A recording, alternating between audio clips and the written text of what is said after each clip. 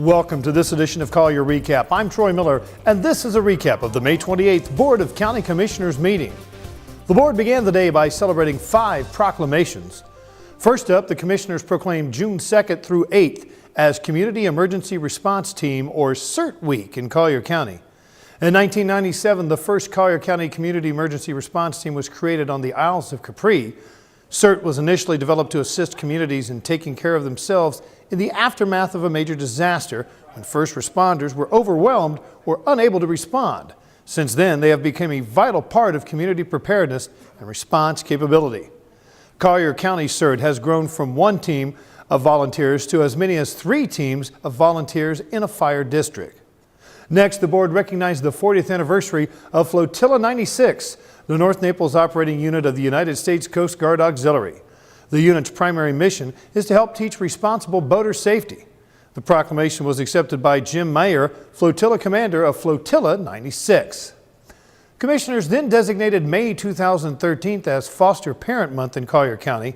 In Collier County, there are 96 children in foster care being provided not only a safe and secure and stable foster home, but also the compassion, love, and nurture of a foster family. All young people in foster care need a meaningful connection to a caring adult who can become a supportive and lasting presence in their lives. The proclamation was accepted by Tammy Weaver, a foster parent liaison for Children's Network of Southwest Florida, and foster parent Bob Madden. The board also proclaimed May 2013 as Motorcycle Safety Awareness Month. American Bikers Aim Toward Education, or ABATE, has chapters all over the state, and the Gator Alley chapter of ABATE of Florida, Inc. is Collier County's largest motorcycle rights organization. The Gator Alley chapter of ABATE of Florida, Inc. primary functions are to promote motorcycle safety awareness and safety, to work closely with legislators to protect the rights of motorcyclists. The proclamation was accepted by several members of Gator Alley ABATE chapter. Finally, commissioners proclaimed May 2013 as Internal Audit Awareness Month. The Institute of Internal Auditors is the acknowledged leader in certification, education, research, and technological guidance for the profession, with more than 175,000 members worldwide. The Southwest Florida chapter of IIA includes Collier, Lee, Charlotte, Henry, Glades counties, and 77 members. The proclamation was accepted by Megan Gaillard, Pat Blaney, Ron Dortch, and Bruce Brister, internal audit staff from the Clerk of Court's office. The board unanimously approved plans for a grant management pilot program with selected victim advocacy organizations. The operational objective of the pilot program is to establish protocols to operate a compliant, efficient grant management program with good program outcomes and clean program and fiscal compliance. The VAOs in Collier County identified for this program include Drug Free Collier, the Shelter for Abused Women and Children, the Children's Advocacy Center, David Lawrence Center, and Project Help.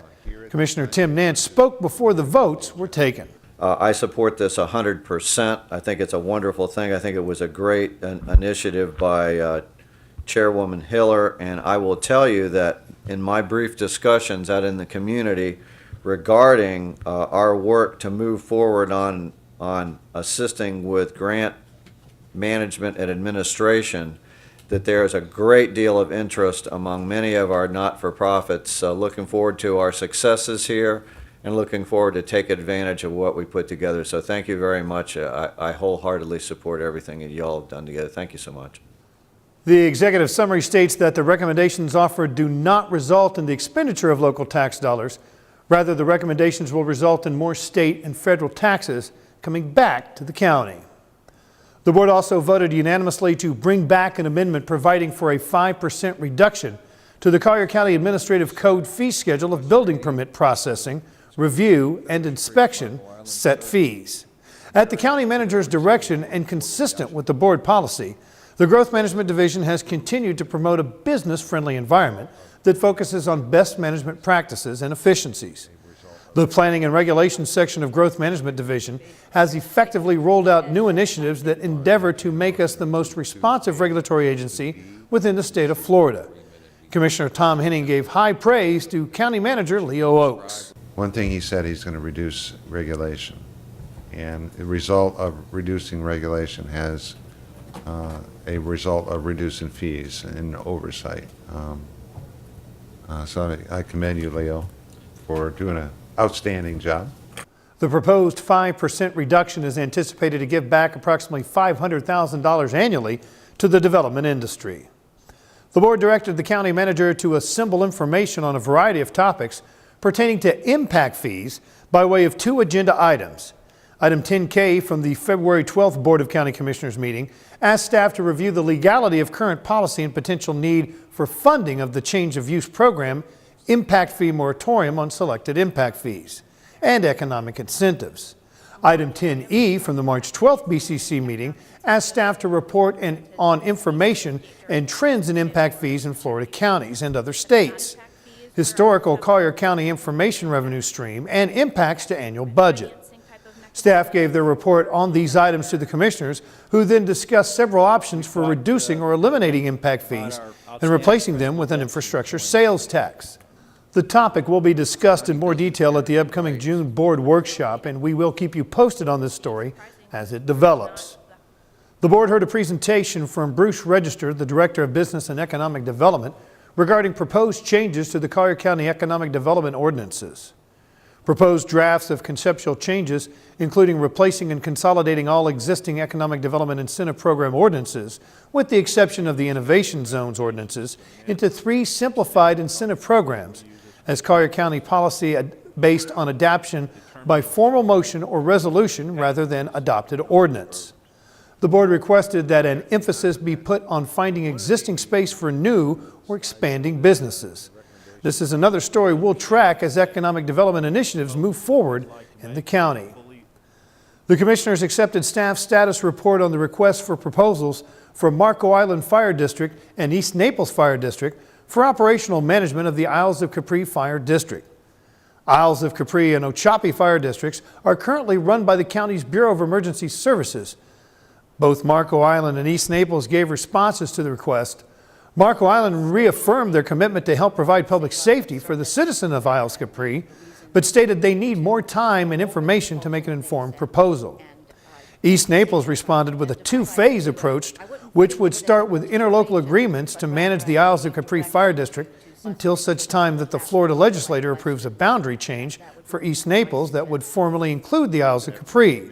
There were sticking points to the proposal, so the commissioners asked staff to begin negotiating details of an agreement with the East Naples Fire District. The board heard 2 presentations of audits by the clerk of the circuit court.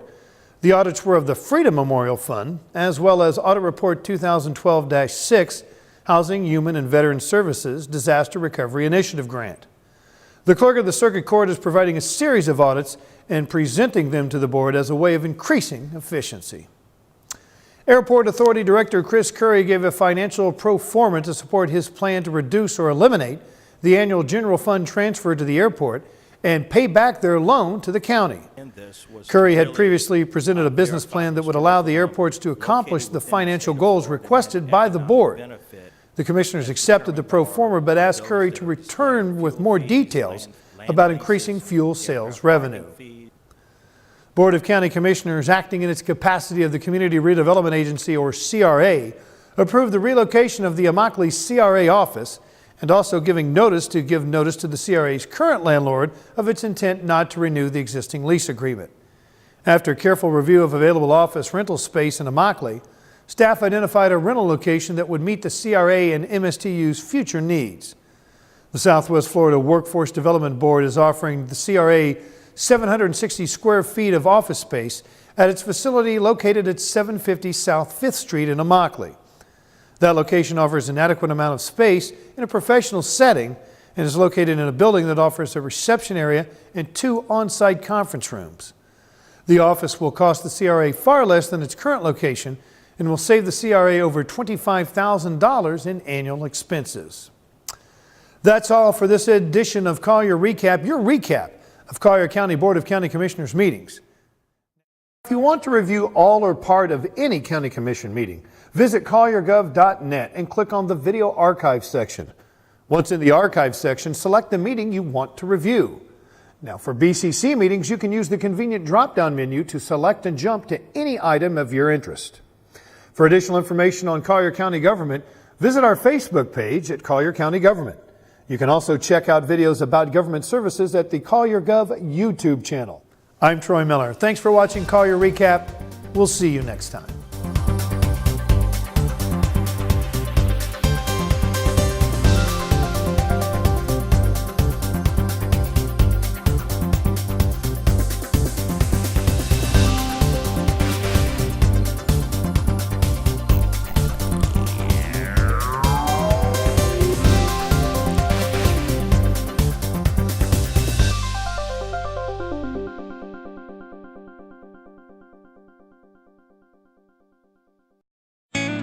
You're watching Collier Television, bringing government home.